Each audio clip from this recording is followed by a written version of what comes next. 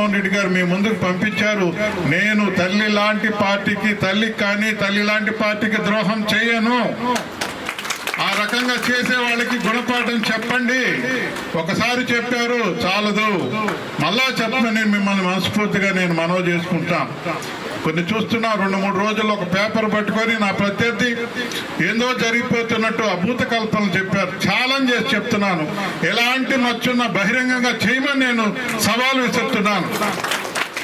నీ బుట్ట బెదిరింపులు భయపడే వ్యక్తిత్వం కాదు. నీ అరాచక పాలన చూశారు. మున్సిపల్ చైర్మన్ గా నువ్వు చేసిన అరాచక పాలన చూశారు. నీ తత్వం నువ్వు పదే ప్రాధాయపడితే ఒప్పుకుంటారా? చంద్రబాబు నీ అవకాశవాదాన్ని ప్రజలు క్షమిస్తారా? గూడూరు వాస్తవులు గుణాన్నే ప్రేమిస్తారు. అందుకే దుర్గాప్రసాద్ గారిని ప్రేమించి అన్ని సార్లు ఎమ్మెల్యేని చేశారు. పట్టాప్రకాష్ గారిని ప్రేమించి అన్ని సార్లు చేశారు. మాటకు వస్తే లోకల్ అంటావు, గుణం లేని లోకల్ ఎవరికి? ఒక ఎమ్మెల్యే స్థాయికి ఎదిగిన వాళ్ళకి లోకల్ అవసరమా?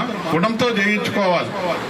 నేను చెప్తున్నాను పదే సుతాతనంగా రాజకీయాలు చేయాలంటే దిగదారి. నేను కొన్ని విషయాలు చెప్పకూడదు, బాధేస్తుంది, కుటుంబం బయటపడుతుందని వదిలిపెడుతున్నాను. దిగజారి రాజకీయాలు చేశావు. హుందాతనమైన రాజకీయం చేయమంటే లుచ్చా రాజకీయం చేయడం మొదలుపెట్టావు. ప్రజలే నీకు బుద్ధి చెబుతారు, క్షమించరు. నేను మనవి చేస్తున్నాను, ఎక్కడైనా సరే, ఏ మండలంలో అయినా సరే నీకు మెజార్టీ వస్తే నేను సెల్యూట్ కొడతాను. ఏ మండలంలో వచ్చినా నీకు వైఎస్ఆర్ శ్రేణులు జగన్మోహన్ రెడ్డి గారికి ఇక్కడ అంత అండగా ఉన్నారని నేను మనవి చేస్తున్నాను. దిగజారి రాజకీయాలు చేస్తావా? నీ తత్వమంతా బయటపడుతుంది. కుట్ర రాజకీయాలు చేస్తావా? స్వచ్ఛందంగా వచ్చాను. ఎప్పుడు తెల్లదనానే నేను కోరుకుంటాను. నా డ్రెస్ తెల్లదనం కలర్ఫుల్ గా ఉండదు. నా మనస్తత్వం ఆ రకమైనటువంటి వాతావరణం అని నేను మనవి చేస్తున్నాను. ముందుకెళ్తావా? సవాల్ చేస్తున్నా నేను. నీకు ధైర్యం ఉంటే మా పార్టీ శ్రేణులు జోలికి రా, నువ్వు చూస్తాం సంగతి ఏందో తేల్చిపోతామని కూడా సందర్భంగా నేను మనవి చేస్తున్నా. ఇక్కడ గుడ్డ బెదిరింపులకు భయపడే వాళ్ళు ఎవరు లేరు. మనసున్న వ్యక్తి, ధైర్యంగా ముందుకెళ్లే మనస్తత్వం ఉన్న వ్యక్తిని నేను. దేనికైనా సై.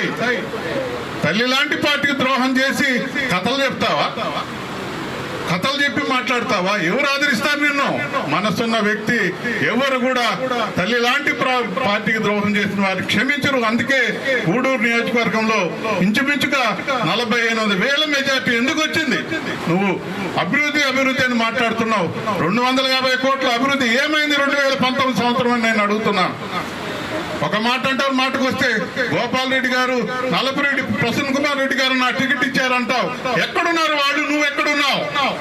ఏమి అర్థం లేని మాటలు మాట్లాడతావు. వాళ్ళు ఎక్కడున్నారు? నువ్వు ఎక్కడున్నావు? నాకు ఆదరించారు పాపకన్న సోదరులు. ఈ రోజు కూడా వాళ్ళు చేయి వదలలేదని కూడా నేను మనవి చేస్తున్నాను. పోటీ పడితే చర్చకు వస్తే బహిరంగ చర్చకైనా సిద్ధమని నేను మనవి చేస్తున్నా. స్వచ్ఛందంగా నువ్వే మాట్లాడతావు. ఏమని? వాళ్ళే నాకు టికెట్ ఇచ్చారంటావు. మరి నువ్వు ఎక్కడ ఉండాలి? నువ్వు వాళ్ళతో ఉన్నావా? ఇంకా గతం పోతే నీతో కూడా తిరిగిన వ్యక్తులు నువ్వు SC/ST కేసులు పెడుతున్నావు. నువ్వు అంత చరిత్ర అంతా ఎక్కడికి పోలేదు. అట్రాసిటీ కేసులు నా చరిత్ర తెలుసుకో. గూడూరులో, రాపూర్లో జడ్పీటీసీగా చేశాను. ఎక్కడైనా ఒక్క అట్రాసిటీ కేసు నేను ప్రేరేపించి పెట్టుంటే దేనికైనా సిద్ధమని కూడా నేను మనవి చేస్తున్నాను. నీ చరిత్ర ఏంటి? నమ్మి నీతో కూడా వచ్చిన వాళ్ళకి అట్రాసిటీ కేసులు పెడతావు. ఎంతమంది ట్రాప్ చేసావు? చరిత్ర ఉంది. అయినా నీ వ్యక్తిగత జోలికి నేను పోలేదు. నాకు చెప్తున్నాను, నాకు మంచి వాళ్లే ఉన్నారు కానీ చెలికత్తెలు లేరని కూడా ఈ సందర్భంగా నేను మనవి చేస్తున్నాను. నా చరిత్ర, నీ చరిత్ర పోయి మహిళలను అడిగితే చెప్తారు. నీ చుట్టుపక్కల ఉన్న మహిళలను అడిగితే చెప్తారు నీ చరిత్ర ఏందో. నా చరిత్ర పోయి కనుక్కో. నువ్వు కాదు, అపోజిషన్ వాళ్ళు కనుక్కో. నా చరిత్ర ఏందో చెప్తారని కూడా సందర్భం చేసుకుంటూ, ఏదో బెదిరింపు దేవరలో పోతే ఎంత దూరమైన తెగబడడానికి సిద్ధమని చెప్తూ, నా కార్యకర్తల జోలికి వచ్చినా, ఎవరి జోలికి వచ్చినా తప్పకుండా బుద్ధి చెప్పి తీర్తానని కూడా మనవి చేసుకుంటూ, సోదరులారా మనసు పెట్టి ఆలోచించండి. మరిన్ని వీడియోస్ కోసం ఛానల్ ని సబ్స్క్రైబ్ చేయండి. లేటెస్ట్ అప్డేట్స్ కోసం వాట్సాప్ ఛానల్ ని ఫాలో చేయండి. అండ్ లింక్ డిస్క్రిప్షన్ లో ఉంది.